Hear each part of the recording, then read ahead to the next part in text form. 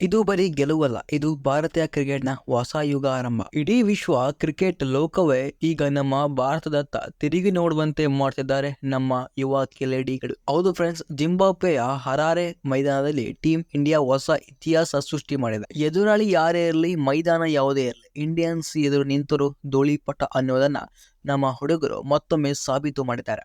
England ತಂಡವನ್ನ 100 ರನ್ಗಳ ಬೃಹತ್ ಅಂತರದಿಂದ ಸೋಲಿಸಿದ ಯುವ ಭಾರತ ತಂಡ ಬರೋಬ್ಬರಿ 6ನೇ ಬಾರಿಗೆ ಅಂಡರ್-19 ವಿಶ್ವಕಪ್ ಟ್ರೋಫಿಯನ್ನ ಎತ್ತಿ ಹಿಡಿದಿದೆ. ಆದ್ರೆ ಈ ಗೆಲುವಿನ ಹಿಂದೆ ಒಬ್ಬ 14 ವರ್ಷದ ಬಾಲಕನ ರೌದ್ರಾವತಾರ ಅಡಗಿದೆ. ಆತನ ಹೆಸರೇ ವೈಭವ್ ಸೂರ್ಯವಂಶಿ. ಇಂಗ್ಲೆಂಡ್ ಬೌಲರ್ಗಳನ್ನ ಮೈದಾನದ ಮೂಲೆ ಮೂಲೆಗೂ ಅಟ್ಟಾಡಿಸಿದ ಹೊಡೆದ ಆ ಕ್ಷಣಗಳು ಹೇಗಿತ್ತು, ಭಾರತ ಹೇಗೆ ವಿಶ್ವ ಚಾಂಪಿಯನ್ ಆಯಿತು ಇಂದಿನ ಕಂಪ್ಲೀಟ್ ಮಾಹಿತಿ ಈ ವಿಡಿಯೋದಲ್ಲಿದೆ. ಮಿಸ್ ಮಾಡದೆ ಕೊನೆ ತನಕ ನೋಡಿ. ನೀವು ನೋಡ್ತಿದ್ದೀರಾ ಐ5 ಕನ್ನಡ ಚಾನಲ್ನ. ನೀವು ಕ್ರಿಕೆಟ್ ಪ್ರೇಮಿಗಳಾಗಿದ್ರೆ, ಭಾರತದತ್ತ ಈ ಇತಿಹಾಸ ಗೆಲ್ಲಲು ನಿಮಗೆ ಹೆಮ್ಮೆ ತಂದಿದ್ರೆ ಈಗಲೇ ವಿಡಿಯೋಗೆ ಒಂದು ಲೈಕ್ ಕೊಡಿ. ವೀಕ್ಷಕರೇ, ಕ್ರಿಕೆಟ್ ಅಂದ್ರೆ ಬರೀ ಆಟ ಅಲ್ಲ, ಇದು ನಮ್ಮ ಭಾರತದ ಪಾಲಿಗೆ ಒಂದು ಎಮೋಷನ್. ಅದರಲ್ಲೂ ಅಂಡರ್-19 ವಿಶ್ವಕಪ್ ಅಂದ್ರೆ ಅದು ಭವಿಷ್ಯದ ಸ್ಟಾರ್ಗಳನ್ನ ಹುಟ್ಟು ಹಾಕುವ ವೇದಿಕೆ. ವಿರಾಟ್ ಕೊಹ್ಲಿ, ಮೊಹಮ್ಮದ್ ಕೈಫ್, ಪೃಥ್ವಿ ಶಾ ಇವೆಲ್ಲ ಇದೇ ಹಾದಿಯಲ್ಲಿ ಬಂದವರು. ಈಗ ಆ ಸಾಲಿಗೆ ಹೊಸದಾಗಿ ಸೇರ್ಪಡೆಯಾಗಿರೋದು ವೈಭವ್ ಸೂರ್ಯವಂಶಿ ಮತ್ತು ಆಯುಷ್ ಮಾತ್ರೆ ಪಡೆ. ಇವತ್ತು ನಾವು ಈ ವಿಡಿಯೋದಲ್ಲಿ ಹರಾರೆ ಫೈನಲ್ ಪಂದ್ಯದಲ್ಲಿ ಪ್ರತಿ ಸೆಕೆಂಡ್ ರೋಚಕ ಕಥೆಯನ್ನು ಹೇಳ್ತೇವೆ.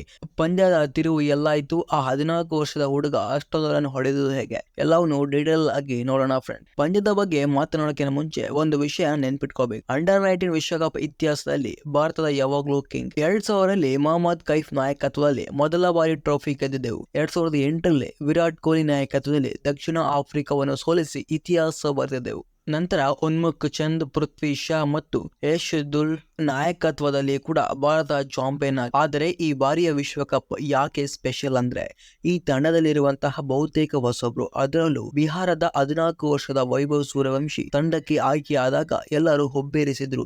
ಇಷ್ಟು ಚಿಕ್ಕ ಹುಡುಗ ವಿಶ್ವಕಪ್ ಪ್ರೆಷರ್ ತಡ್ಕೊಳ್ತಾನ ಅನ್ನೋ ಪ್ರಶ್ನೆ ಇತ್ತು. ಆದರೆ ಜಿಂಬಾಬ್ವೆಗೆ ಕಾಲಿಟ್ಟ ದಿನದಿಂದಲೇ ಈ ತಂಡದ ಬಾಡಿ ಲ್ಯಾಂಗ್ವೇಜೇ ಬೇರೆ ಇತ್ತು. ಲೀಗ್ ಹಂತದಲ್ಲಿ ಒಂದು ಪಂದ್ಯ ಸೋಲದೆ ಫೈನಲ್ಗೆ ಲಗ್ಗೆ ಇಟ್ಟಿತು ಭಾರತ. ಇತ್ತ ಇಂಗ್ಲೆಂಡ್ ಕೂಡ ಬಲಿಷ್ಠವಾಗಿತ್ತು. ಹಾಗಾಗಿ ಫೈನಲ್ ಇಂದ ಬೆಂಕಿ ವರ್ಸಸ್ ಬಿರುಗಾಳಿ ಅನ್ನೋ ಹಾಗಾಯ್ತು. ಬನ್ನಿ ಈಗ ಹರಾರೆ ಮೈದಾನಕ್ಕೆ ಹೋಗೋಣ.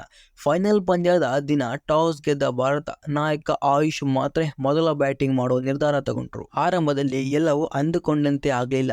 ಟೀಮ್ ಇಂಡಿಯಾದ ಸ್ಟಾರ್ ಓಪನರ್ ಆರನ್ ಜಾರ್ಜ್ ಬೇಗನೆ ವಿಕೆಟ್ ಒಪ್ಪಿಸಿ ಪೆವಿಲಿಯನ್ ಸೇರಿಕೊಂಡ್ರು. ಕ್ರೀಡಾಂಗಣದಲ್ಲಿ ಒಂದು ಕ್ಷಣ ಶಬ್ದವಾಯಿತು. ಅಭಿಮಾನಿಗಳಲ್ಲಿ ಆತಂಕ ಶುರುವಾಯಿತು. ಅಯ್ಯೋ, ಫೈನಲ್ ನಲ್ಲಿ ಪ್ರೆಷರ್ ನಲ್ಲಿ ಭಾರತ ಕುಸಿದು ಹೋಗುತ್ತಾ ಅಂತ ಎಲ್ಲರೂ ಅಂದುಕೊಂಡ್ರು. ಆದ್ರೆ ಆಮೇಲೆ ಶುರುವಾಗಿದ್ದೆ ನೋಡಿ ಅಸಲಿ ಆಟ. ಕ್ರೇಜ್ಗೆ ಬಂದಿದ್ದು 14 ವರ್ಷದ ಪೌರ ವೈಭವ್ ಸೂರ್ಯವಂಶಿ.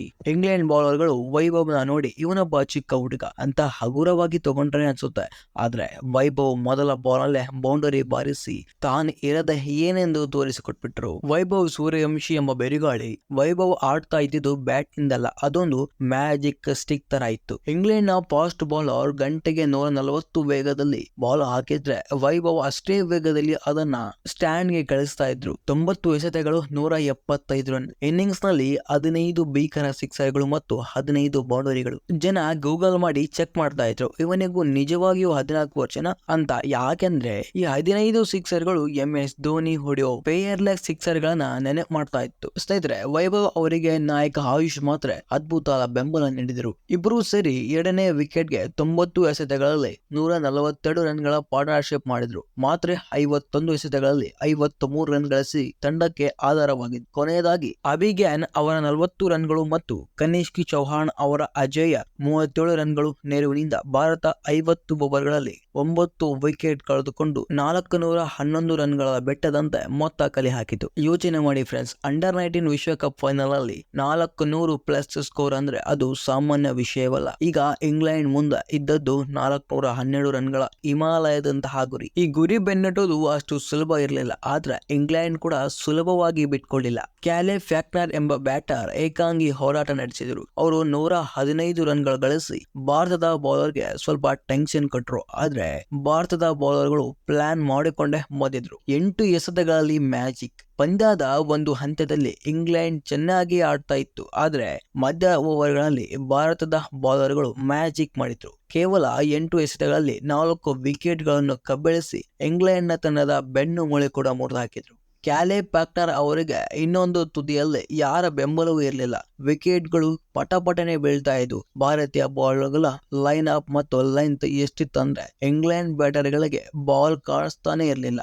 ಅಂತಿಮವಾಗಿ ಇಂಗ್ಲೆಂಡ್ ತಂಡ 303 ರನ್ಗಳಿಂದ ಔಟ್ ಆಯಿತು. ಭಾರತ ಬರೋಬ್ಬರಿ 100 ರನ್ಗಳ ಬೃಹತ್ ಅಂತರದಿಂದ ಜಯ ಗಳಿಸಿ 6ನೇ ಬಾರಿಗೆ ವಿಶ್ವ ಚಾಂಪಿಯನ್ ಪಟ್ಟ ಅಲಂಕರಿಸಿತು. ಈ ಗೆಲುವು ನಮಗೆ ಏನು ಹೇಳುತ್ತೆ? ಮೊದಲನೇದಾಗಿ ಭಾರತದ ಬೆಂಚ್ ಸ್ಟ್ರೋಕ್ ಎಷ್ಟು ಸ್ಟ್ರಾಂಗ್ ಇದೆ ಅನ್ನೋದು ಸಾಬೀತುಪಡಿಸಿದೆ. ಸೀನಿಯರ್ ಟೀಮ್ ICC ಟ್ರೋಫಿ ಗೆಲ್ಲೋಕೆ ಕಷ್ಟ ಪಡ್ತಿರೋ ಆ ಕಾಲದಲ್ಲಿ ಈ ಯುವ ಪಡೆ ನಮಗೆ ಭರವಸೆ ನೀಡಿದೆ. ವಿಶೇಷವಾಗಿ ವೈಭವ್ ಸೂರ್ಯವಂಶಿ ಬಗ್ಗೆ ಮಾತನಾಡಲೇಬೇಕು. 14 ವರ್ಷಕ್ಕೆ ಈ ಮಟ್ಟದ ಮೆಚುರಿಟಿ, ಇಂತಹ ಪವರ್ಫುಲ್ ಹಿಟ್ಟಿಂಗ್ ನೋಡ್ತಾ ಇದ್ರೆ ಮುಂದಿನ 5-6 ವರ್ಷಗಳಲ್ಲಿ ಇವರು ಸೀನಿಯರ್ ಇಂಡಿಯನ್ ಟೀಮ್ ನ ಓಪನರ್ ಆಗೋದ್ರಲ್ಲಿ ಯಾವುದೇ ಅನುಮಾನವೇ ಇಲ್ಲ. ಆದರೆ ಒಂದು ವಿಷಯ ನೆನಪಿರಲಿ, ಅಂಡರ್ 19 ನಲ್ಲಿ ಮಿಂಚುವರೆಲ್ಲ ಸೀನಿಯರ್ ಟೀಮ್ ನಲ್ಲಿ ಮಿಂಚುತ್ತಾರಾ ಅಂತ ಹೇಳಕ್ಕಾಗಲ್ಲ.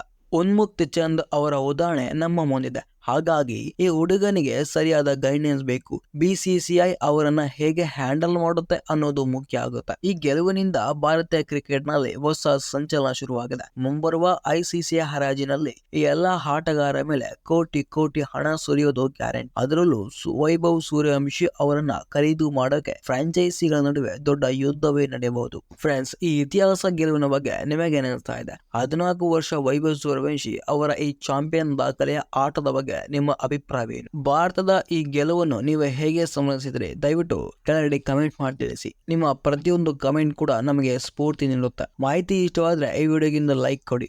ನಿಮ್ಮೆಲ್ಲ ಕ್ರಿಕೆಟ್ ಗ್ರೂಪ್ಗಳಿಗೆ ಈ ವಿಡಿಯೋನ ಶೇರ್ ಮಾಡಿ. ಅಂಡರ್ 19 ಮತ್ತು ಟೀಮ್ ಇಂಡಿಯಾದ ಇಂತಹದೇ ಲೇಟೆಸ್ಟ್ ಅಪ್ಡೇಟ್ಗಾಗಿ ನಮ್ಮ ಐಫೈ ಕನ್ನಡ ಚಾನಲ್ ಸಬ್ಸ್ಕ್ರೈಬ್ ಮಾಡಿಕೊಳ್ಳಿ. ಪಕ್ಕದಲ್ಲಿರುವಂತಹ ಬೆಲ್ ಐಕಾನ್ ಕೂಡ ಒತ್ತಿ. ಯಾಕೆಂದ್ರೆ ನಾವು ಇದೇ ತರ ಇನ್ಫಾರ್ಮೇಟಿವ್ ವಿಡಿಯೋ ಕೂಡ ಮಾಡ್ತಾ ಇರ್ತೀವಿ. ವೀಕ್ಷಕರೇ, ನಮ್ಮ ಚಾನಲ್ ಅಲ್ಲಿ ರೆಲೆವೆಂಟೆಡ್ ವಿಡಿಯೋಗಳು, ಇನ್ಫಾರ್ಮೇಟಿವ್ ವಿಡಿಯೋಗಳು ಮತ್ತು ಸ್ಪೋರ್ಟ್ಸ್ ಅಂಡ್ ಕ್ರಿಕೆಟ್ ನ್ಯೂಸ್ ಅಥವಾ ಫಿಲಿಂ ನ್ಯೂಸ್ ಗಳನ್ನ ಅಪ್ಲೋಡ್ ಮಾಡ್ತಾ ಇರ್ತೇವೆ. ಕನ್ನಡ ಚಿತ್ರರಂಗದಲ್ಲಿ ಇರುವಂತಹ ಕನ್ನಡ ನಟ ನಟಿಯರನ್ನ, ಕ್ರಿಕೆಟ್ ಅಲ್ಲಿ ಇರುವಂತಹ ಕನ್ನಡ ಕ್ರೀಡಾಪಟುಗಳನ್ನ, ಕರ್ನಾಟಕದಲ್ಲಿ ಇರುವಂತಹ ಕನ್ನಡ ಕಂಟೆಂಟ್ ಕ್ರಿಯೇಟರ್ನ ಕನ್ನಡಿಗರೇ ಬೆಳೆಸಬೇಕು. ಮುಂದಿನ ವಿಡಿಯೋದಲ್ಲಿ ಸಿಗೋಣ ಇದೇ ತರ ಒಂದು ಇಂಟ್ರೆಸ್ಟಿಂಗ್ ಟಾಪಿಕ್ ಜೊತೆಗೆ. ಧನ್ಯವಾದಗಳು.